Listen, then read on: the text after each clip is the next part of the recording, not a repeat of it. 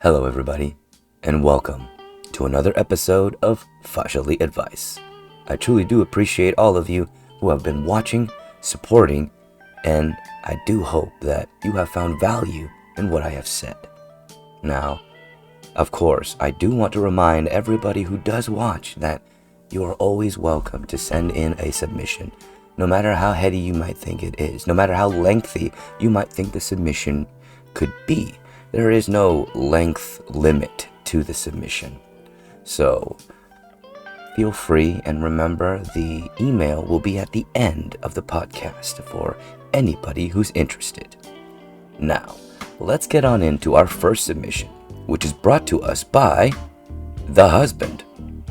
Now they write, "Dear Fasha, my partner loves to run. I mean, she really loves to run. She regularly participates in local marathons, and she's even part of a regular jogging group that goes out on group runs. I myself am unable to run as I have a disability, but I'm happy that she has a group she can do what she loves with and is safe. Recently, though, a new member has entered the group, and he seems to have become attached to my partner. This started off with questions about running and doing marathons, but has since evolved into more personal questions and attempts to communicate. My partner is an extremely friendly and open person. She loves to help others when she can. She is amazing. She shares everything with me, even asks me sometimes for help when this person asks questions.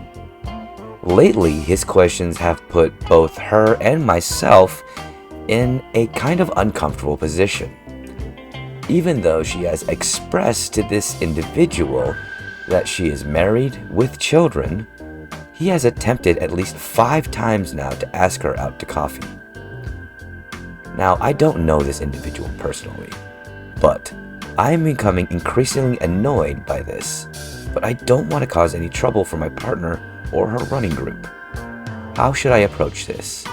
I could really use some help here. Sincerely, the husband." Well, the husband. Now, here's the thing.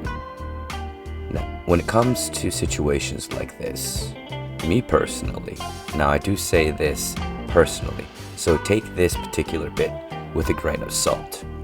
I'm a very direct person when it comes to conflict, and though I am not exactly one that seeks out conflict, I am one that seeks to end conflict as soon as I possibly can, because I see no point in sitting there and letting it stew while you wait for something that's probably never gonna happen. So, me personally, if I were in your shoes, the husband, I would directly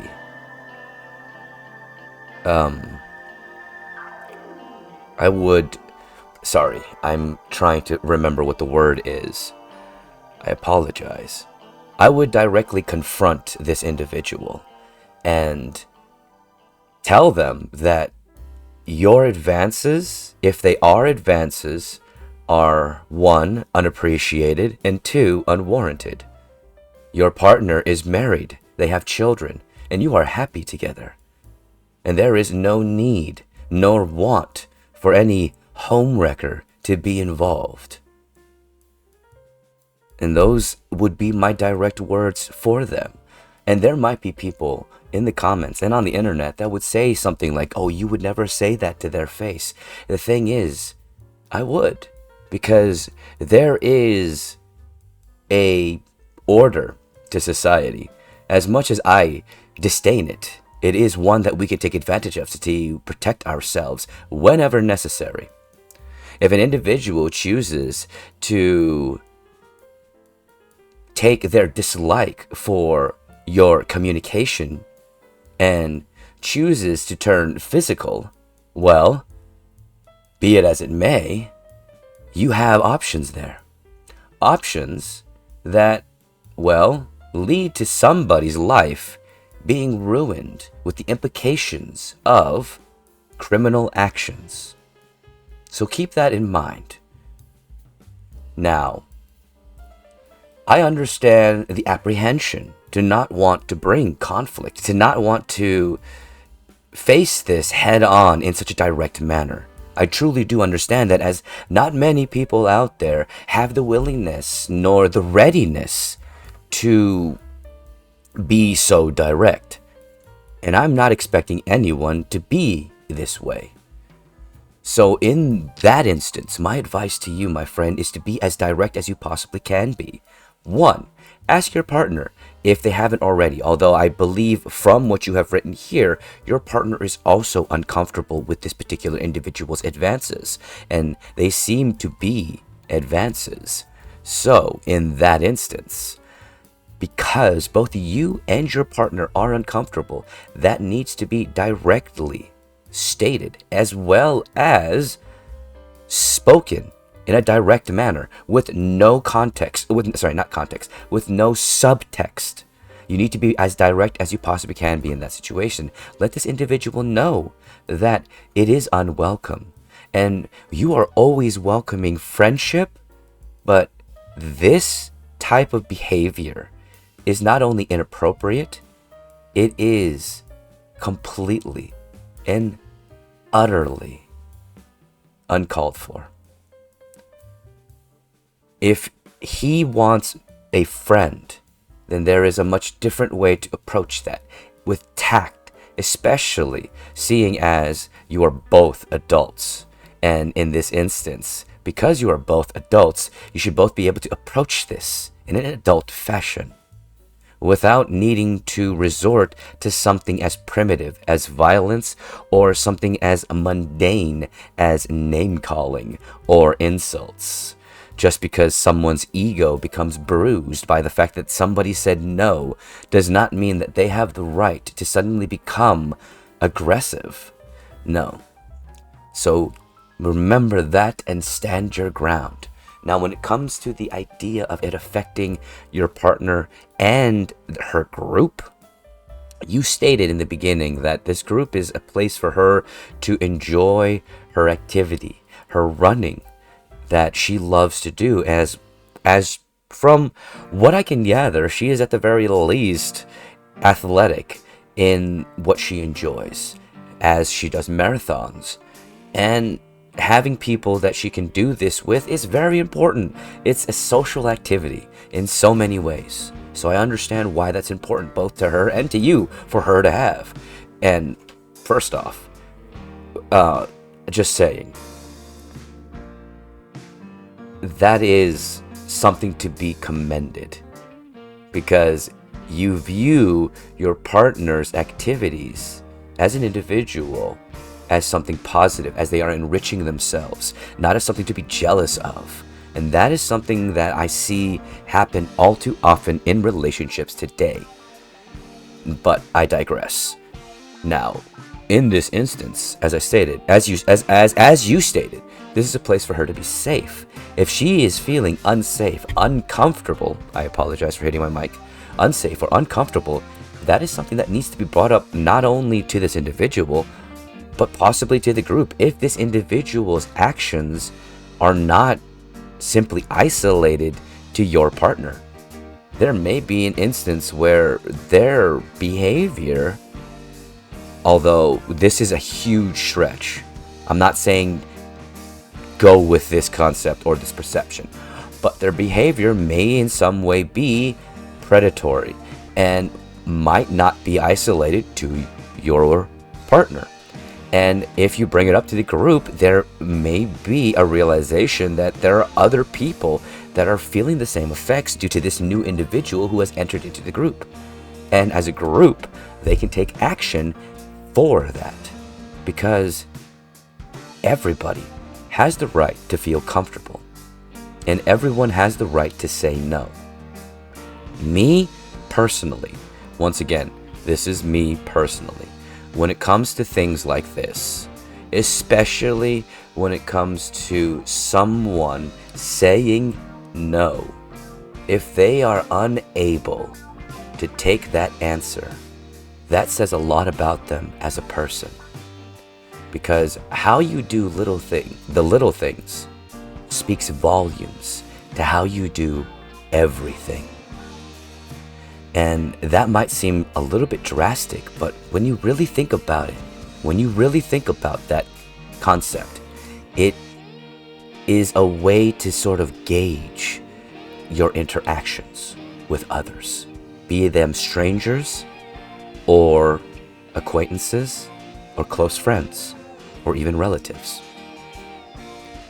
Because how they're willing to treat an individual, a stranger, or an acquaintance, someone that they barely know, in public, speaks volumes to how they're willing to act behind closed doors. And it is there that their character can be extracted.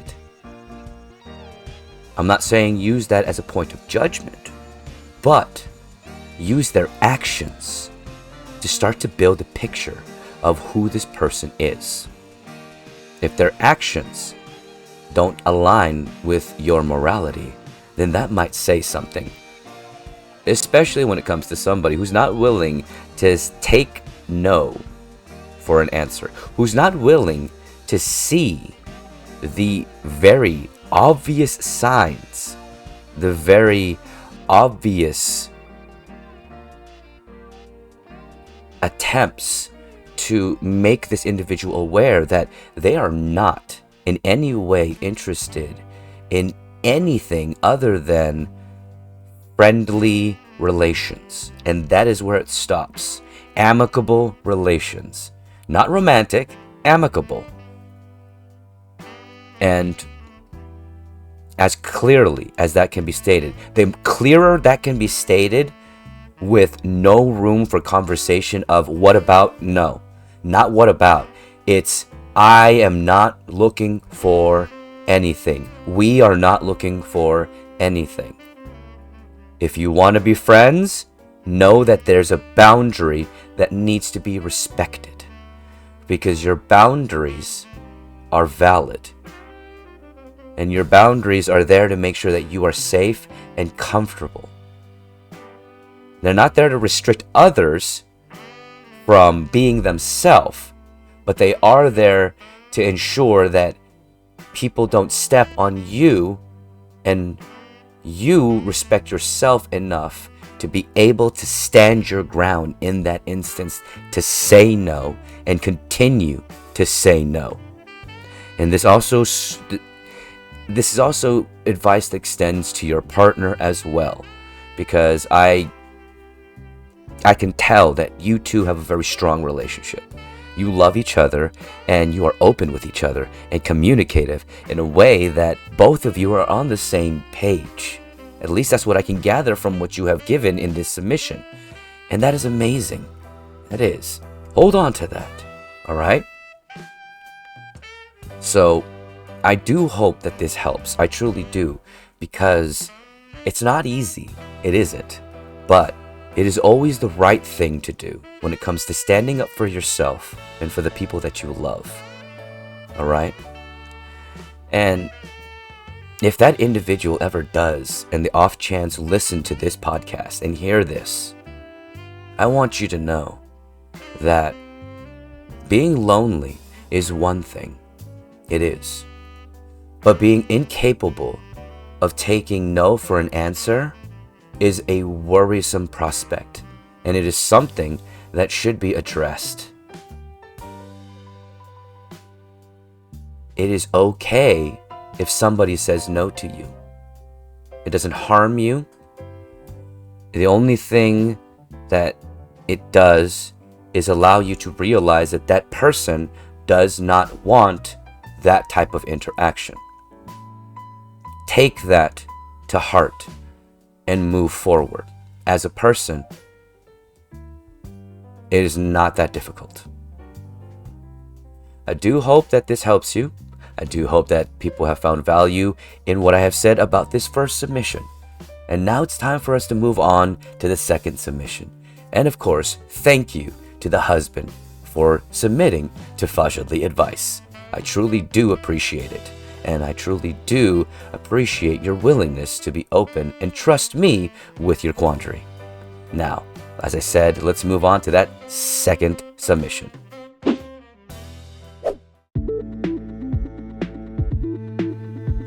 Well, hey everybody! Did you know that Agent Fahzaly Gamer has a Patreon? That's right, and Random Skull is here to help tell you about it! And that's right, we're doing this announcement together!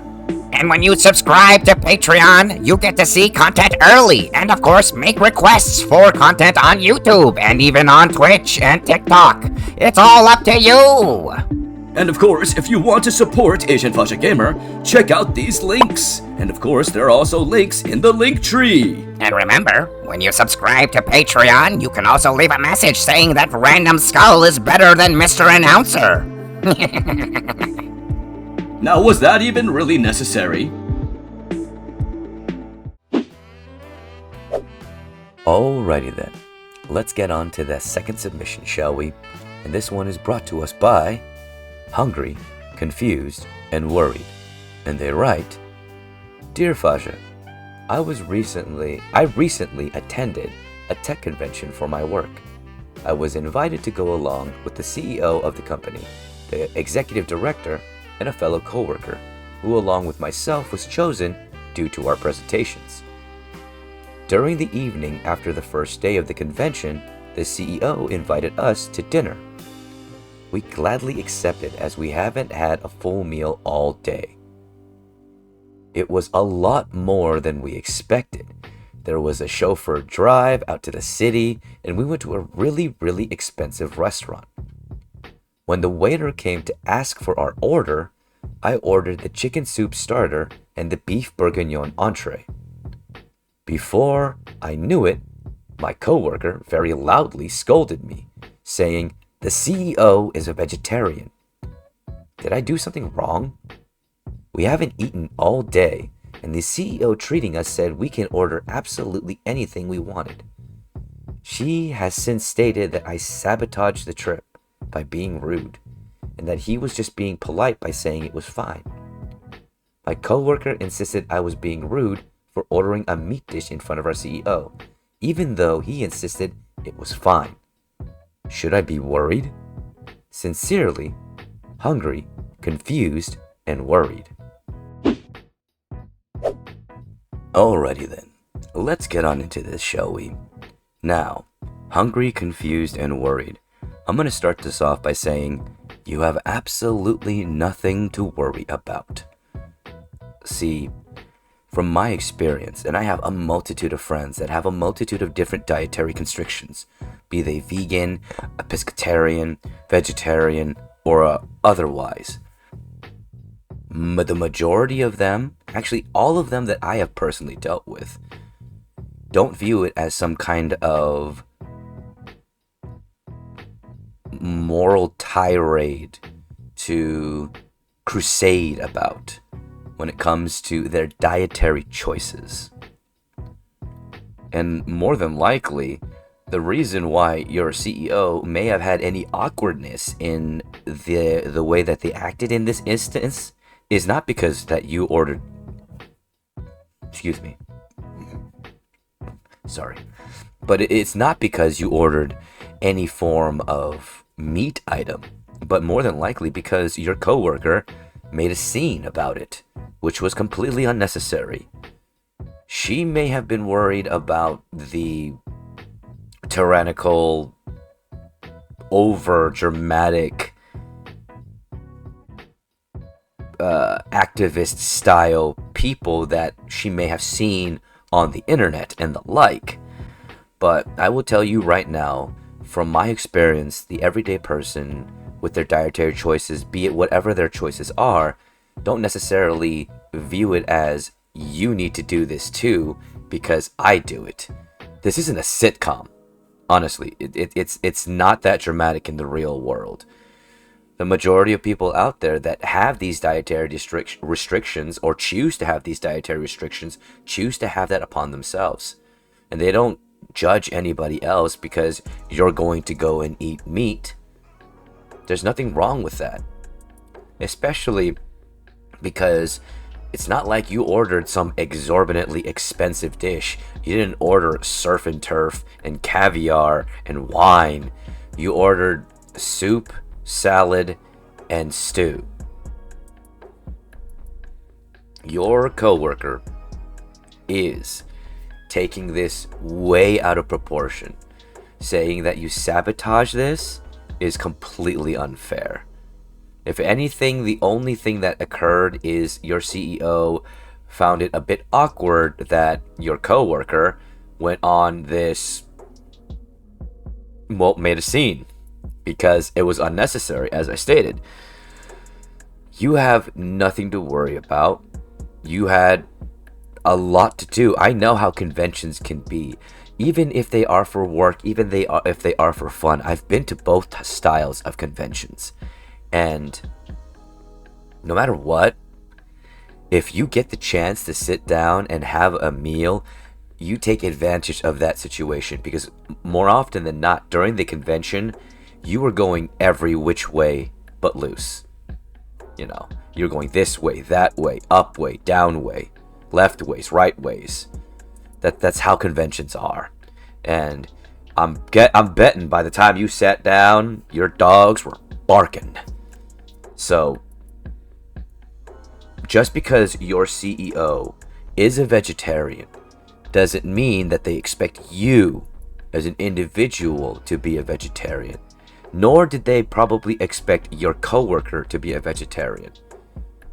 I bet you anything, if all they did was order a salad at some point, by the time it got to them, I bet you anything from at the very least, the way that this is written, this submission is written, from what I could gather at least, is that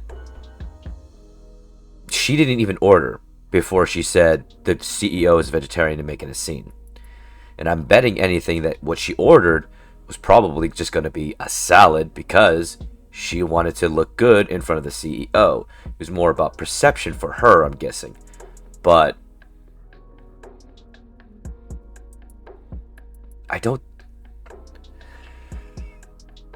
this might just be me. But I don't think anybody out there who is busy as a CEO, doing CEO things, thinking about CEO things, is going to sit there and be impressed that you're also a vegetarian. This is, once again, something that your coworker just kind of blew out of proportion unnecessarily for the sake of trying to look good for this convention.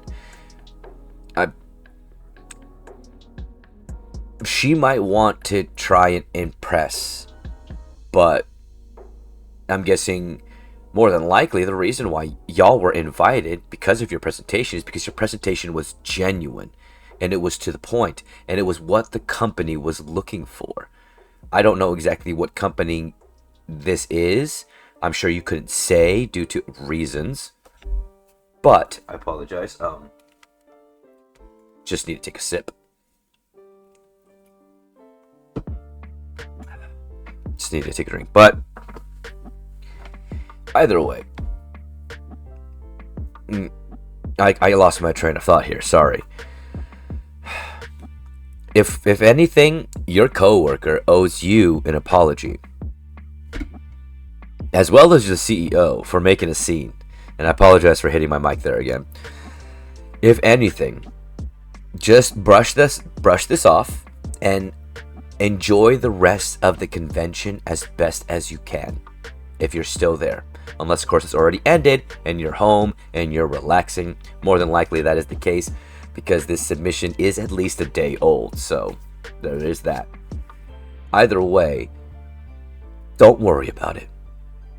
I highly doubt your CEO saw that moment as a reason to judge you. Oh, because you ordered a meat dish. It would have been a problem, like I said, if you went overboard, even though he insisted that you can order anything because he's treating you. Yes, he's a CEO, but he's not going to sit there and allow. In truth, it's just disrespectful if anybody even says, I'll, order anything and it'll be fine, to go overboard. There is a level of tact and a basic understanding that people should have whenever anybody says that. It doesn't mean, oh, take advantage of me. It means, I want to treat you because I want to do something nice. There's a big difference between the two. Some people seem to not be able to understand that. Either way, I digress. That is not necessarily the focus of the subject at hand. The subject at hand here is you have nothing to be worried about. You were not rude for ordering meat in front of a vegetarian. And unless, of course, your CEO said something about it, and even if they did say something about it, they don't have any right to say anything about that. Because if they want to be vegetarian, that's on them. If they want to go after the meat industry and start doing all of this and be some kind of activist, then go after the meat industry. Do not go after an individual who is just enjoying their meal. That is utterly asinine because that doesn't fix any problems. That's one of those things that you see on the internet, and it's a misconception because no one who is a genuine activist for the treatment of animals or something of that like, being a vegetarian, is out there making a complete and total ass of themselves, like you see in social media. Like, say, for example, the vegan teacher. Perfect example of what more than likely what your coworker was worried about is that sort of personality. That sort of personality is isolated to internet personalities and people who are trying to essentially poke the bear and get notoriety for themselves. True activists, like I said, true activists are going after the people who are causing the problems, the people who are mistreating animals and the like. That's what true activists are doing. And if your CEO is a vegetarian for any activist reasons, more than likely, they're not going to care that you eat meat. They're going to care that the meat industry might have a problem with it, and that's something that they'll think about. But that's not your problem. So let's conclude this with what I've been saying. Worry not, my friend, because you are going to be just fine. Your coworker might stress out a little bit, and like I said, your coworker really does owe you an apology for their overreaction. Either way, I do appreciate your submission, and I hope that you did enjoy the convention nonetheless. If you're still there, enjoy it as best as you can, and I appreciate your trust in me to deal with this conflict. Thank you so much, and of course to everyone and anyone who is listening and watching. Of course, this podcast is available on YouTube and Spotify. Thank you all so much for joining me, Fahzaly, and I do hope you found value in my words. Well, it's time to head out, alright? Love train rolling on through. Choo choo. I love every single freaking one of you. Well, everybody, that's the end of Fahzaly Advice. I hope you did enjoy this episode and you found some value in what I said. And of course, if you are interested in participating, if you need some advice or some perspective, feel free to email the address at the end of this part. And remember, all submissions are 100% anonymous. Thank you so much and have a wonderful day. Need some perspective? Need some advice? Want your submission read on podcast? Well, email Fahzaly at fahzalyadvice@gmail.com. And remember, all submissions are 100% anonymous unless requested upon.